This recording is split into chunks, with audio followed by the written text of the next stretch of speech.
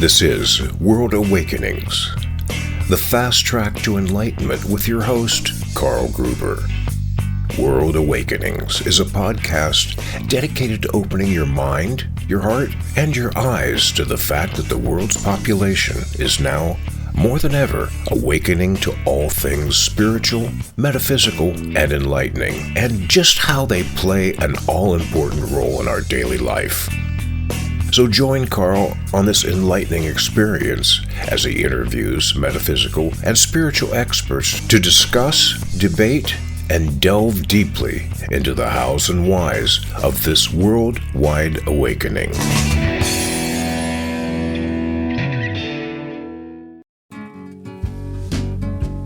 We welcome you to the World Awakenings podcast.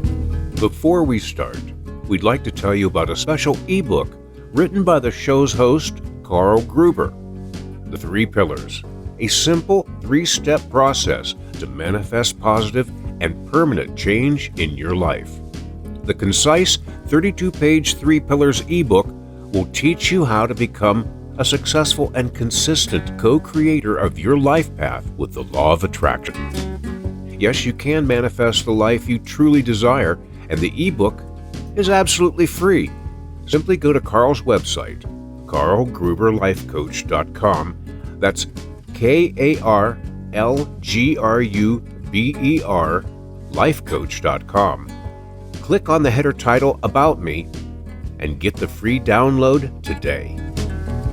Carl Gruber's free ebook, The Three Pillars, will positively change your life.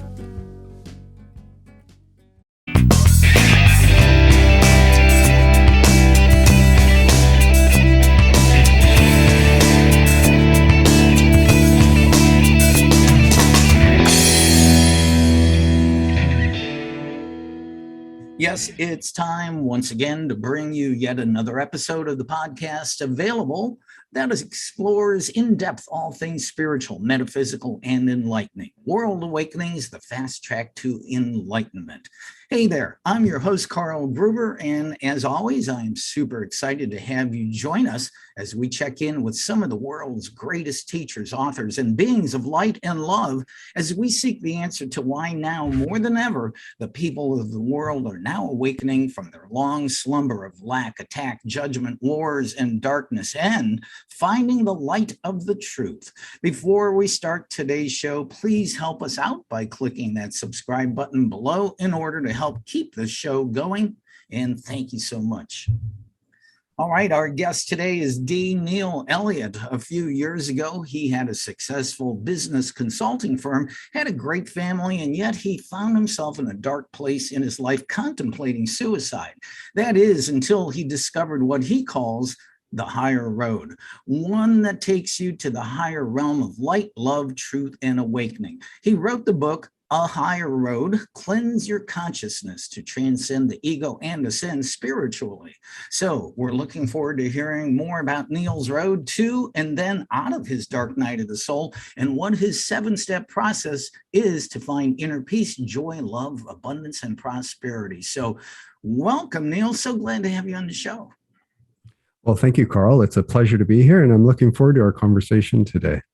Yeah, I'm excited too. Yeah, and you and I seem to be on the same path of ascending spiritually and finding that road to light, love, and truth. As we know, most of the world is not on that path, although many are joining us. But please tell us about your journey from being a successful businessman who then at the age of 57 fell into those dark times in your life only to discover by accident something that you call a higher road.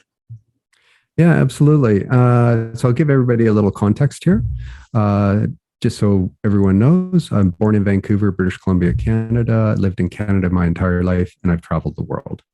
Born in 1960, so I'm currently 62 years old. Second marriage, 3 kids and 5 grandkids, and all those grandkids are Texans. Wow. And professional engineer with an MBA. And that's only important because of what we're going to talk about. So, I come from this mindset of observe, measure, calculate. That's, kind of things that I believe to be true. So in the 90s, I was managing large projects. I wanted to be more inclusive of everybody's, varying opinions on particular topics and items. And so I went through a process, by picking up books by Tony Robbins, Carolyn Myss, Wayne Dyer, those kinds of authors, Napoleon Hill, and worked at changing my beliefs. I wanted to be more inclusive. And I spent about 10 years in that process. And even though all these authors, talked about great stuff and they had these processes that they offered people and stuff, none of it worked for me. So, I couldn't fundamentally change. I could be more open when I talk to people, I can understand your point of view and, more affable about it and stuff. But deep down, it's like, yeah, I don't agree with that. Mm-hmm. And we're all like that, right? We can talk about the, how you develop these patterns of thinking and feeling. But so in 2002, I went into consulting, and life became about work. And work. You don't work, you don't get paid. You get, you're sick, you don't get paid. You go on vacation, you don't get paid. So really, for me, life became about work. What happened is that I drove myself into this deep and dark state of depression. In 2015, I picked up some newly issued spiritual books, some science books, and I went through the same process that I went through in the 90s. And again, it didn't work. Our house had been on the market for 5 years, and it finally sold in November of 2017. I sat down at this little 1-bedroom rental kitchen apartment, kitchen table, and I crafted out my suicide note, and I planned my suicide. And I planned it out for 3 months. I want to ensure my wife and would be okay financially. And I wanted to say goodbye to everybody, my wife, my family, my friends, without them knowing what I was going to do. And we're all great actors in our environment, right? We wear this facade. We can project whatever we want to everybody else. And no one really knows what the true inner state of the person is. And but a week prior to me sitting down, this information fortuitously came to me that promised to liberate me from my thinking if I studied and followed it. And so what I did is I pushed the date of my suicide out, thinking, okay, I'll give this a chance. I was looking for any, that little bit of sliver of hope, that last thing to keep me going. So I thought, okay, I'll give this one last chance, because I can always commit suicide. But as soon as I do that, I won't be, doing this study. So I picked up this stuff and I studied it.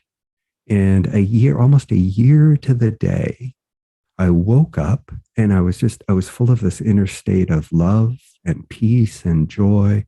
And I felt totally prosperous and abundant. And I just, my whole world transformed, my whole outlook in life transformed. And 13 months, so late December 2018, I went into these 2 meditations 2 days apart.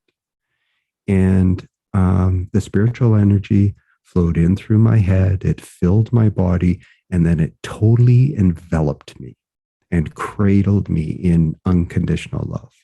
And it's an unconditional love that we don't have the human language to describe it, but I felt totally bathed in this unconditional love. I didn't care what aches and pains my body had. I didn't care what anybody had done to me in the past. I didn't care what I had done. I just wanted to stay there. I felt totally supported, non-judged, and just bathed in unconditional love. And I had 2 of those experiences 2 days apart, so back to back, so to speak. And as soon as that happened to me, I knew that the new knowledge I gained and the process I followed is our truth. And you don't have to believe this, but I believe it. Everything that I learned, I believe to be is true. And since that day, it has just been this ever evolving and deepening, and I get inspiration, I get insight, the continual cleansing of my consciousness, and a stronger and stronger connection with the source of our being. And today, at the 7-month mark, when I was going through this process, I started to feel this little tingling at the top of my head. It's about the size of a dime. I didn't know what it was. And at about the 9-month mark, it was probably 4 inches in diameter. And I realized at that time what I was doing was I was impressing new brain cells with new knowledge. And those new brain cells and that new knowledge, they operate at a higher vibrational frequency than our human consciousness. And it enabled me to make this connection back with the source of our being. The source of our being is so spiritually refined and at such a high vibrational frequency, and it emits unconditional love to us, to all of creation, all the time. But we can't feel it. It cannot make itself known to us, enter into us, and make itself known to us until we go through this process to raise our own vibrational frequency. And when you do that and you make this connection, then what happens is the spiritual energy flows into you, and it continues this process of this inner cleansing and rebuilding of your consciousness as you continue through this process. And, it started out, like I said, at the size of a dime, and then it got to about 4 inches in diameter. Today, you could put a bowl over my head down below my ears, and that's how big that opening is. And I have this mutual and reciprocal communication and contact with the divine at all times. And I just need to go into a little bit of a state of silence and stillness, and it flows into me. It gives me direction. It gives me inspiration. It guides me and tells me what I need to be doing or what I should be doing. But we have free will. We can choose to do whatever we want. But if you follow the will of the source of our being and allow it to do its work through you, your life blossoms and changes and transforms. And you just want to emit unconditional love to everyone and everything in your environment. And that's, in a sense, that's the process in a short period. Well, I think we can just end the podcast right there. That was awesome. No, so wow, that is amazing. So let me get this straight. So you went from being on the brink of committing suicide, and I've never been at that point, but I'm guessing that people who are on that brink, they're in such a dark tunnel that they can't see any light at the end of the tunnel. They can't see any light, but yet this intuitiveness that came upon you, was it in the form of a voice? Was it a reading, a book you found, or how did that come to you? I mean, you're in such a dark place, it just came and saved you. Well, so I can look back now. I would have not said this at the time, but now I'll look back and I'll tell you in retrospect. So, first thing I'm going to say is this, and we'll talk about evolution of the soul, and we'll talk about this in probably more detail here. But, it's only through lessons of suffering will a journeying soul gain self-knowledge to retain individuality after discarding the ego.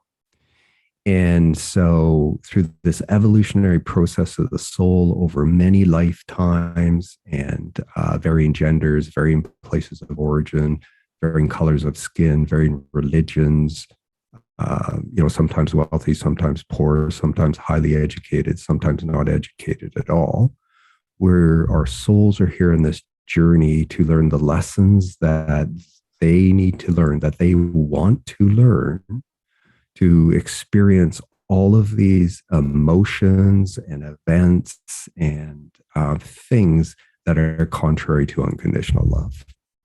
And when the soul finally wakes up and realizes what it's doing to itself, then it begins this process to shed all of these past beliefs and erroneous thinking to come back to this state of unconditional love and to be congruent with the source of our being. And when that happens, whichever lifetime that is, at the end of that lifetime, this body, this ephemeral body, returns to dust, and the soul steps into the light, and it does not need to be reincarnated again. And so I look back now and I go, and I say that, the science books I read in 2015, and then some of those spiritual books that I read, were laying this foundation to me to open me up to be able to accept this new material that I received and be open to it. And, it's a bunch of material that I've gathered together. I've put it all in one PDF document. And if you read A Higher Road, so my recommended way to read A Higher Road is read it cover to cover, understand the process in its entirety. If it resonates with you, go back and start with some of the science material, or go back and start directly with step one. Mm-hmm. If it doesn't resonate with you and you bought a print copy of the book, I ask you to please pass it on to somebody else without colorful commentary, because we can never accurately judge the inner reality of another person. Someone who's very kind and affable and jovial might be an entire mess inside. So let them discover this process on their own to make their own choice. And if they're ready, then they will know, they will feel it, they will be inspired, they will, begin this process. So I've said this is a divinely ordained process. So this science material and stuff was building this foundation to open me up. And this material came, it was in a PDF. Some of it was in a PDF. The initial part was in a PDF document. And I call it a blueprint document.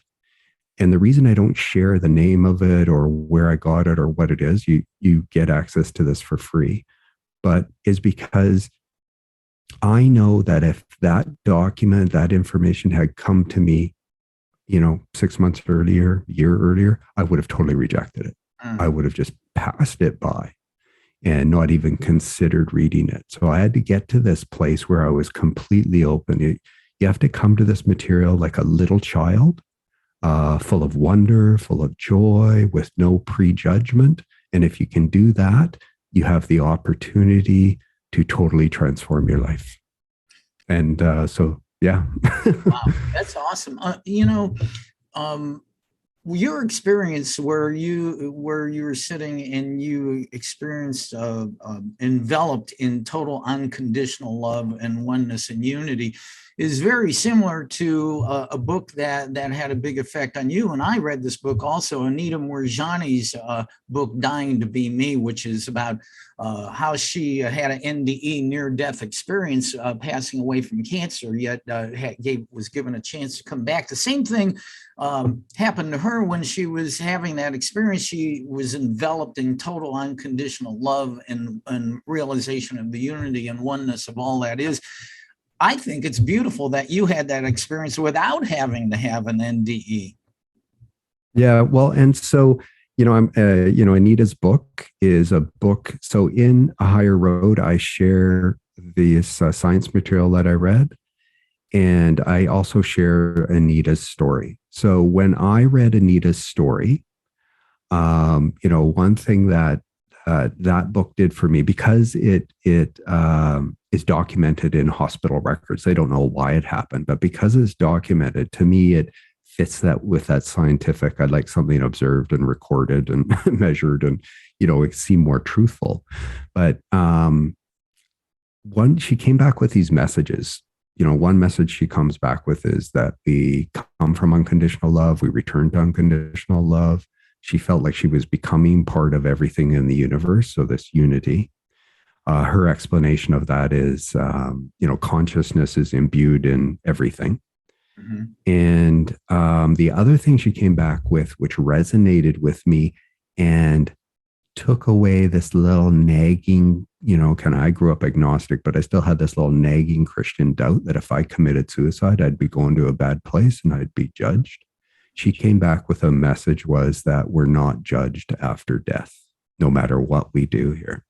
That I grabbed onto and could believe it because I wanted to believe it. And that's what gave me that permission to sit down and craft that suicide note and plan out my suicide. Because I felt like, okay, I can do this. I can be done. I was like totally done with life. I was miserable. I made a lot of money. I spent a lot of money. I couldn't seem to get ahead. And that message to me, we're not judged after death, gave me this permission to sit down and craft this suicide note. Then this other material showed up for me. And, Yes, and I agree with you. Is like I've now experienced that, and it is just a tiny little glimpse of what we're going to return to. Yeah. Just a tiny glimpse, but I tell you, it's like we don't have the human language to even describe it. It's just so magnificent and beautiful. And I've had lots of meditations since then with varying aspects of what we return to, and it's just, I can tell you, it's just amazing. Well, and you kind of touched on this earlier. I like the description that you had this enlightening experience of joining with all that is, and you mentioned free will, and myself, everybody has free will to choose, and I think that almost anybody, well, no, everybody who's watching or listening to this. They just don't remember, simply because we've had all of that pounded out of us since we were tiny children, and we're taught to forget. But it's available to each and every person right now in this moment to join in. You just have to remember, and then practice, follow the steps to do that. And you have 7 steps to help people do that, right? Yeah, I do. So let's let's key off that message that you gave everybody right now, because I agree, like all of the security, safety, peace, joy, love, abundance that you are seeking, it's all inside of you. Mm-hmm. You just have to know how to unlock it. So let's talk about human personality. So at the time of, so let's talk about, we're talk about the ego, and we'll talk about some of this process. So at the time of conception, the soul is infused as part of that process, and it is perfect. It is unconditional love. And when I see a person today, what I see is I see their soul. Their soul is equal to my soul. Their soul is unconditional love. And anything that they're doing that we may consider to be reprehensible or detrimental to other people is just part of this divinely ordained process of the ego to help us experience the lessons that we want to experience at a soul level. So when I say we, I'm talking about our soul. Our reality is our soul. The ego is merely a tool of our source of being. It's a creative tool of our source of being to create individuality out of the unity and wholeness of the divine. And so the ego, so what happens is at the time of conception, the soul is infused into that process, and the little I mind of ego is created at the same time. As a baby grows from babyhood to age 5, the brain has not yet developed to make its own decisions. So you come in with things that your soul wants to learn. Your soul comes in with things that it wants to learn. It's born into this family that is going to aid its evolutionary development. And as this baby from babyhood to age 5, you're really just this little embodiment of joy, and you're this sponge that soaks up everything in your environment, your parents and your siblings' feelings, their emotions, their language, the type of language they use, their religion, all of these things. And so your individuality starts to get shaped. The little I mind of ego has taken control of building the body from the time of conception according to the genetic plan in the DNA. And it uses the tools of the universe. We'll talk about these, but it uses the tools of the universe, which is electromagnetism, to create this body and everything that we see and we believe is real as these egoic-driven people. And at age 5, then the brain can start to make its own decisions. So you're still influenced by your parents, your family, your friends, but now you get a wider influence as you grow up. And really what you're doing is you're programming, you're adopting these patterns of thinking and feeling, and programming your subconscious and your unconscious mind. And as we grow from babyhood to adulthood, what we think we're doing is becoming versed in the ways of the world. But really what we're doing is we're binding down our soul and we're shutting it off from the light, from the connection to the source. The ego remains in control of our responses and reactions in life until your soul wakes up, understands what it's doing, and then begins this process to try and dissolve these bondages and gain mastery of your life. So your goal over lifetimes is to allow your soul to actually gain mastery of your life and to become this embodiment of unconditional love. Your mind is created for this very special purpose of drawing the source of being, the divine, God, Yahweh, Allah, the Tao, whatever you want to call it, in through your mind and expressing the will of the divine through you to everything and everyone in your environment.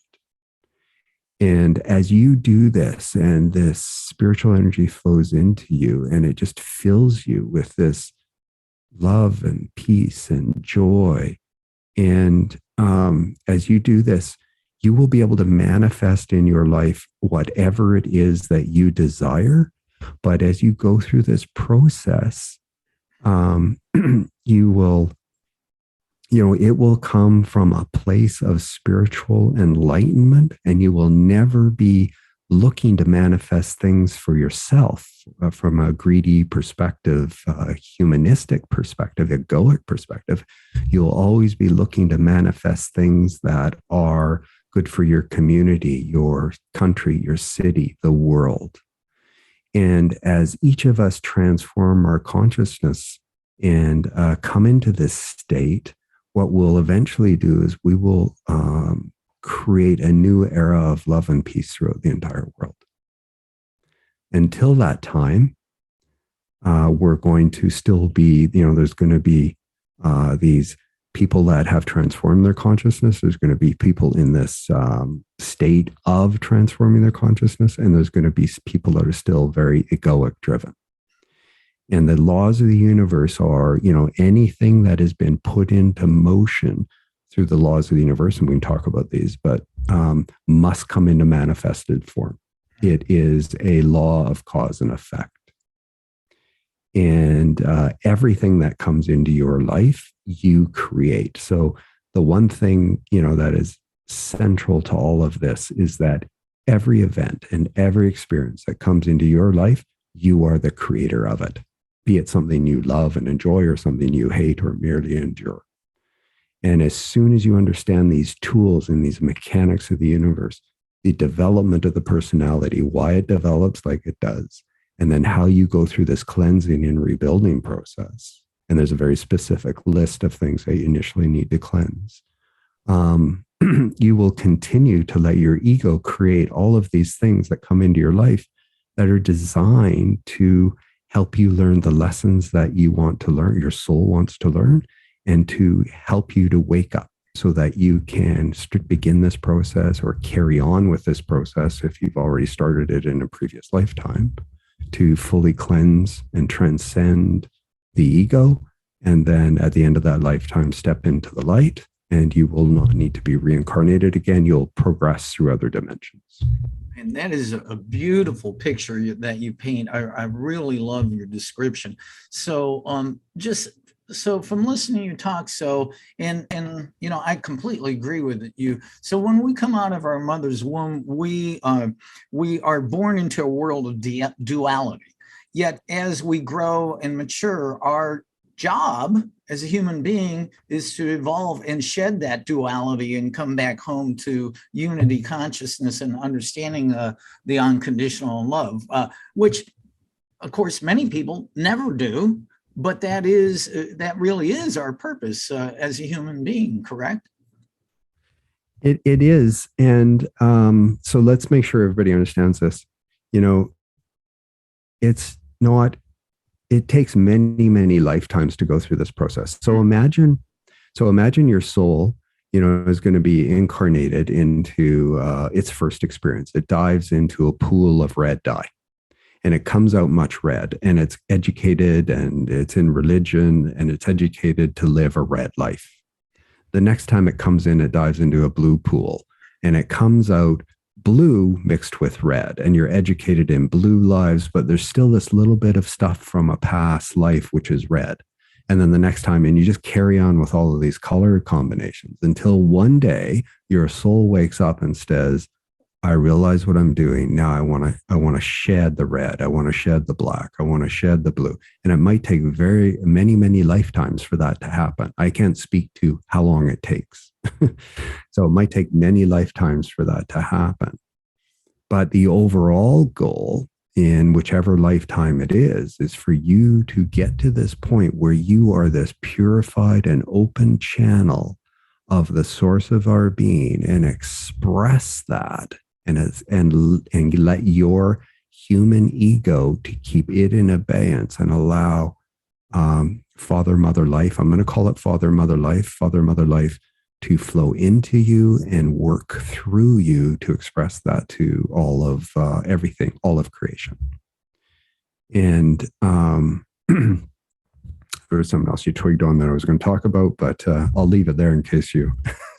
Yeah, that is incredible. So let me ask you, without someone even coming to or knowing about your book and your 7 steps, anyone who's listening or watching this show, what can they do, say right now in this moment, to put their life on the path to awakening and enlightenment?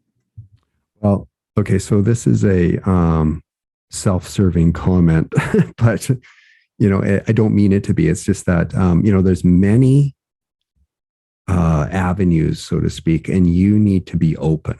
So that's the first thing, is you need to be open to look at something, to read and to learn. Be a reader, read and understand. And we need to talk about a few things here, but be a reader, read and understand. I am going to suggest to you that if you pick up a higher road and read it cover to cover, you will understand this process in its entirety, and it will either resonate with you or it won't. And it's not good or bad. It's just whether this makes sense to you. So for some people, A Course in Miracles, as you mentioned earlier, might make sense to them. For me, I needed something that was a little more tangible. There's a lot of good spiritual teachers and they talk about things, but I could never fully grasp it or understand it. So I needed something that was, kind of based in science. We know things today in science that help us bridge this gap between spirituality and science.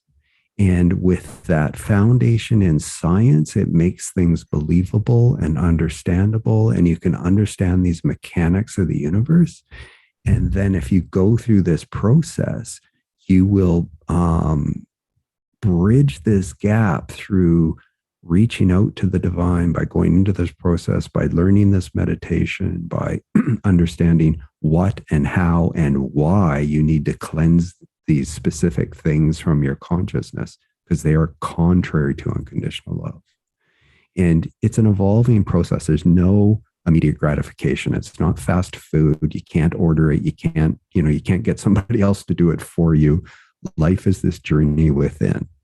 But I can tell you, if you go through this process, however you do it, if you go through this process, you make this connection with the divine, you will never look back, and your whole world will change. And, the first thing I had to do was I had to learn that everything that I thought that was right or wrong, good or bad, true or false, is really just a belief. But you have to understand that not from just an intellectual perspective. You actually have to really embed that and understand that and try and get that into kind of more of an emotional understanding, if you will. And I don't even know if that's the right term for that. But, we program ourselves. So the ego. So let me back up. This information that I provide you to read will explain exactly what was before the Big Bang, what happened at the time of the Big Bang, the impetus for the Big Bang, and then how creation came about.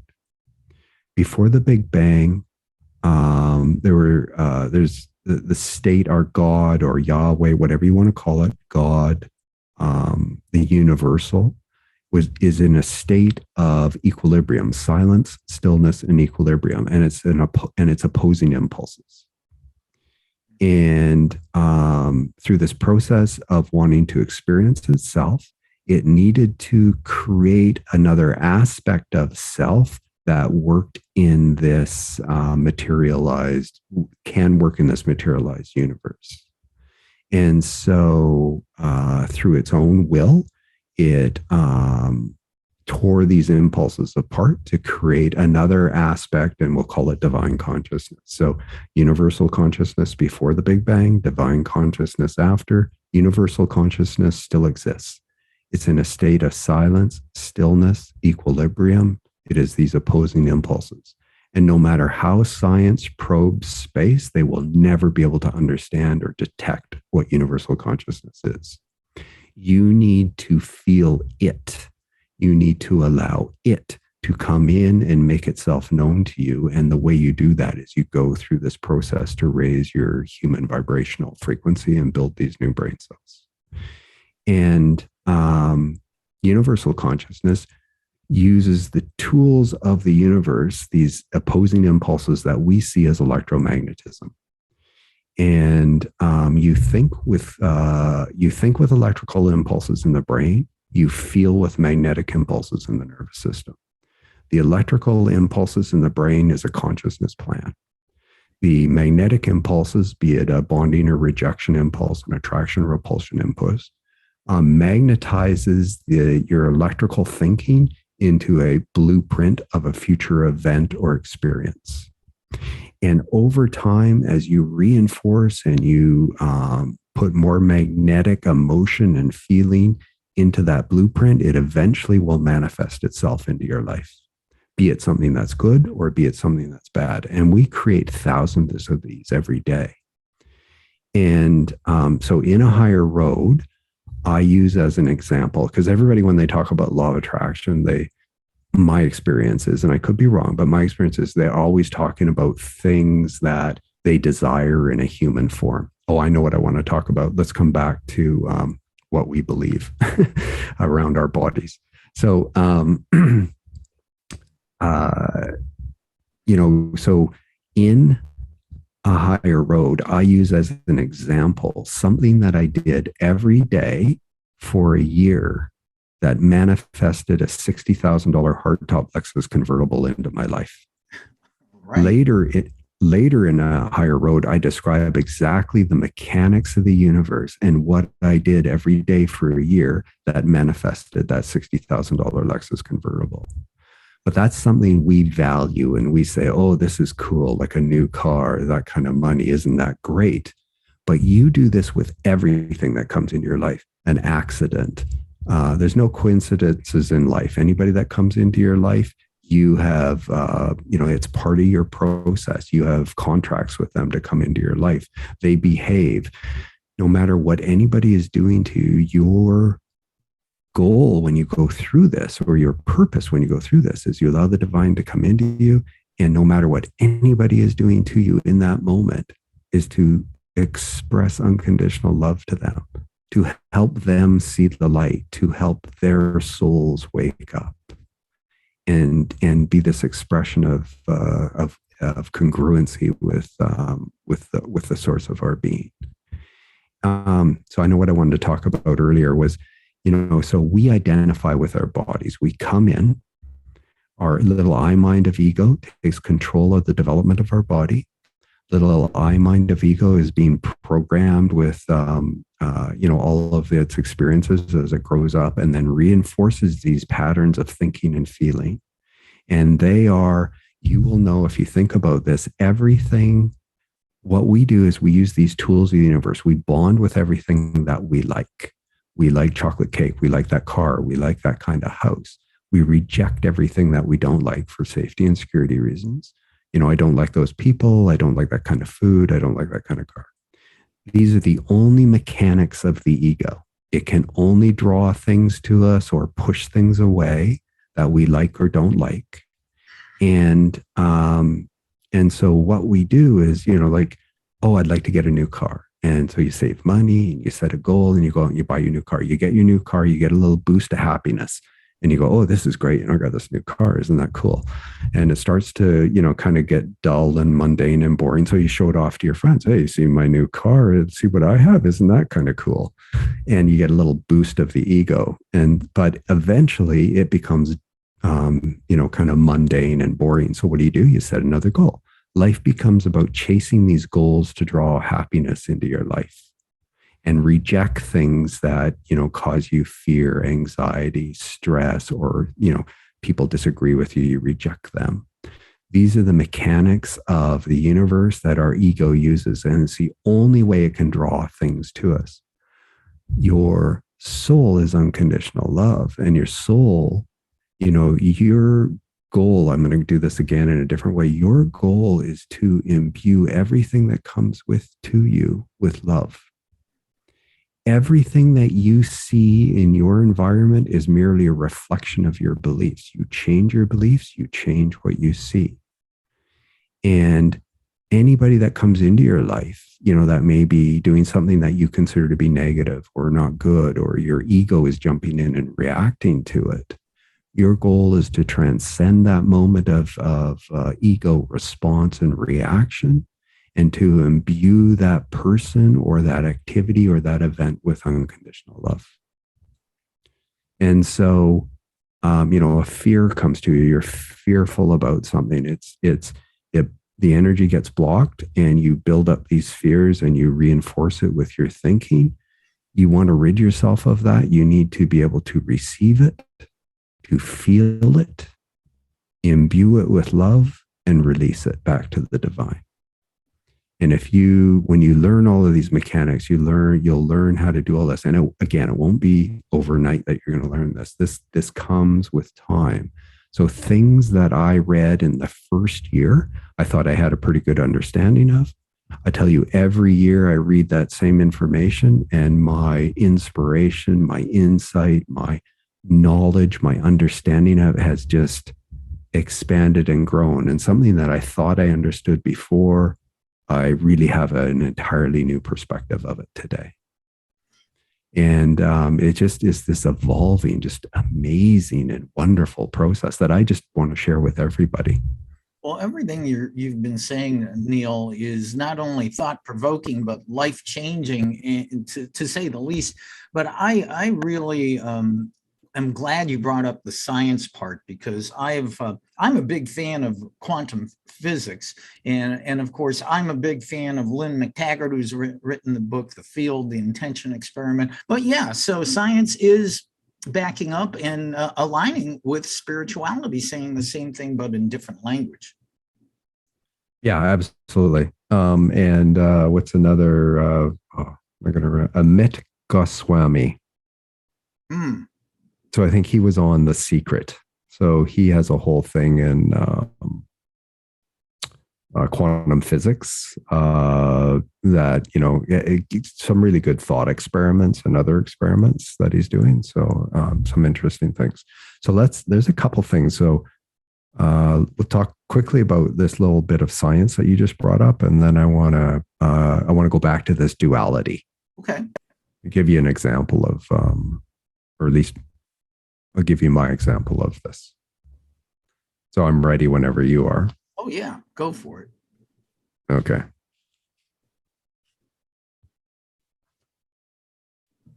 So, yeah, Carl, I think you're absolutely right, is that, science and spirituality are starting to come together. And, you will also learn when you read this material that, where medical treatments are going in the future. And for example, like we have machines today that can image the varying field of energies through the body. And and different frequencies of vibration show up as different colors. And any illness that comes to your body that you've attracted to your body, results in a reduction of life force energy that flows throughout the entire universe, reduction of life force energy in that organ, and it reduces its vibrational frequency. And so in the future, science will get to the part where they understand that, through this medical imaging, they will be able to identify, and initially it'll start with hypnosis. There will be people that, you're put under hypnosis and your thoughts are then become transparent to a third party. And they'll be able to identify these negative patterns of thinking that are emitting a frequency of vibration that is consistent with the drop of life force energy in a particular organ. And then through your correction of your thinking, you'll be able to draw life force energy back into that organ and bring it back to ever increasing health. And so, so now I'm going to depart. And what I want to do is go back to this aspect of duality that you spoke a little bit earlier. Mm-hmm. And so, we're like method actors. We come into this life, our little I mind of ego takes control. And, a method actor, they dress the part, say they're doing a period piece. They dress the part, they eat the part, they act the part. And they do that for, a few weeks or a few months before they actually, get on camera to film. And so they really become an embodiment of that character. And the director calls action and they get into that role and they do that role. And then the director calls cut. They can come out of that. They can high five each other and they go, oh man, I really felt that you were so believable in that part. The thing is that this divinely ordained process to create this ego for us, our souls, to experience this manifested form and these things that are contrary to unconditional love, we believe we never come out of the role. We believe we are the role. We believe this body is solid. We believe that that object that you see that's on your desk, your computer, your phone, your utensil, your plate is real. That is not real. That is it's just part of this illusion or video game, whatever analogy you want to use, to help us experience this separation, this individuality that we need to experience, our souls need to experience to be able to get these varying experiences of life. And when you actually go through this process, and it might take 2, 3, 4 years, whatever it takes, but as you go through this process, you will come to a point where you begin to understand that your soul is your reality, and you'll be able to recognize immediately when the ego is jumping in all these situations, and that it is not you. Your expression, your reactions to these external projection of events or a mirror image of what you're actually thinking, your beliefs, when they are contrary to unconditional love and you get these things that you consider to be negative, you react and you experience. And that is your ego that's doing that. And when you understand this duality and then you become this embodiment of this duality and you really understand that your soul's your reality and this other is just a play that we're in, it becomes easier to express unconditional love to that person, which formerly you would, kind of really engage with and argue with and fight with over a particular thing. None of it's real. It's just allow us to have these experiences that we want to experience. I tell you, this whole thing, like it's been, I started this in 2017, 2018, end of 2018, I had these 2 meditations, and then it's been since then. So 4 years now, a little over 4 years. I tell you, it's just this ever wonderful and magical process that I'd like to share with everybody, because I tell you, when it happens to you and you understand it, your whole perspective of life changes. I don't get caught up in anything anymore. All the wars going on and stuff right now, it's all the process that we need to do to evolve this planet and to evolve the people on this planet to come back to who they really are. and who they really are is unconditional love.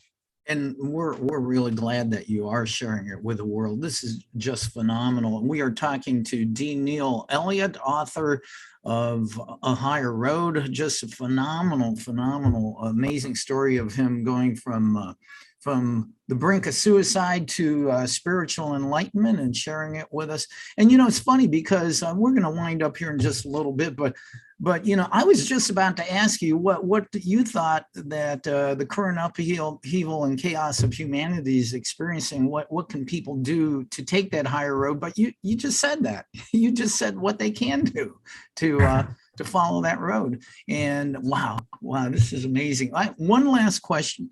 So when you went from this point, this really dark night of the soul, to becoming the person you are now, how did your family adjust to that? They go, "Whoa, where'd Dad go?" Was that hard for them, or do they love it? So that's an excellent question. I'll tell you why it's an excellent question. Is because I'm a work in progress. I have not mastered everything. My ego still jumps in and takes control in situations. So I have a lifetime of ego baggage to dissolve and discard. Right. And, some of it sure might have got dissolved and discarded earlier on, but these things that we've embedded and we've spent a lifetime creating and getting at this subconscious programming. So that takes a while to happen. So what this process does is it enables you, as you go through this process, to get into your subconscious programming, which is like concrete. You need to break it up and dissolve it, but you need a process to do that. And as you go through and you start breaking up these patterns of thinking and feeling, some will take longer to break up and dissolve than others. That's why I say it's not a immediate gratification. It takes time, it takes energy, it takes effort. But I can tell you, as soon as you have this connection with the divine and you feel the inflow of this energy into you, when initially it would come into my head and then my chest and my solar plexus and go down one side of my body and up the other. Now it can come in and it goes exactly where it needs to go. And, we're here to help heal people's hearts, their minds, and their bodies, and bring it all back into the congruency and the alignment of the divine. And I can tell you, when you do that, you slowly start to, gain your health and put vitality back into all of your organs, and all of your illnesses will slowly disappear. Now, Anita, she recovered in 2 weeks because she had a kind of an immediate flash of inspiration and truth. She knew her truth, and this did this. So now I'll just mention this one thing here before we wrap up, is that, if you take pure water and you pour it into porridge, it mixes with the porridge and becomes the consistency of the porridge. And so this is the same with the human brain. So be careful what teachers you follow. As pure spiritual energy flows in and insight and knowledge flows into the human brain, it takes on the concepts and the constructs and the beliefs of the human brain, and it mixes with it. So the words that are spoken and the things that are being taught may not be total truth or consistency with where we come from. And they may mislead you. They don't intentionally do that, but they may mislead you. So this information, and I'm not saying anybody is, I'm just saying be aware of it. This information that I share with people came through a mind that was cleansed over a 40-year period to be this pure channel of this information, to document it and to keep it as pure and pristine and clear as possible.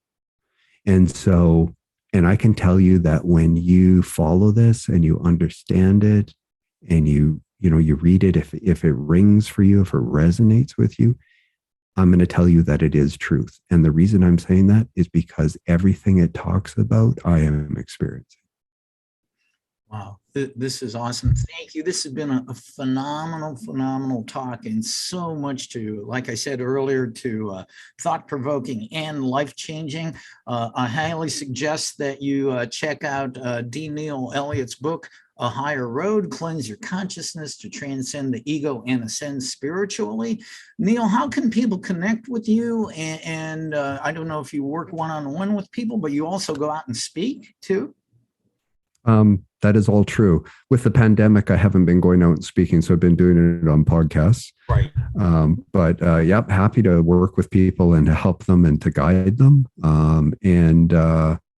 Absolutely.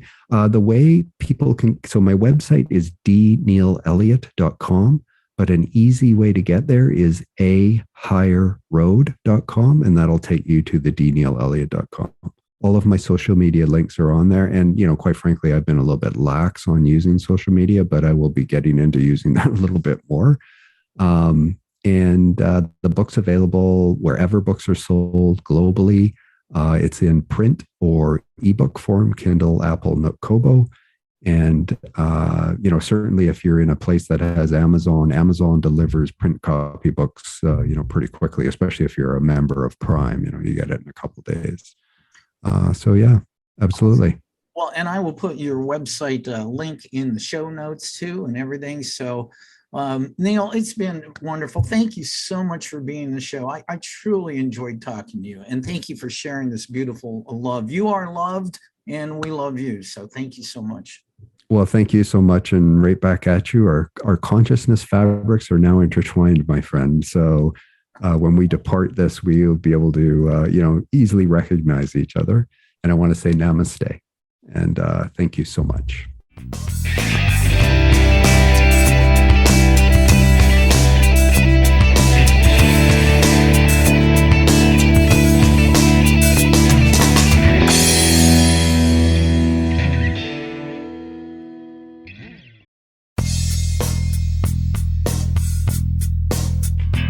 This has been another episode of World Awakenings, the fast track to enlightenment with host Carl Gruber, a certified law of attraction life coach. We welcome you to tune in to each and every episode of World Awakenings as we open your mind, your heart, and your eyes to the fact that the world's population is now, more than ever, awakening to the truth of all things spiritual, metaphysical, and enlightening, and just how much they play an all-important role in our moment-to-moment daily life. Much love and light to you, my friend, and thank you for tuning into World Awakenings.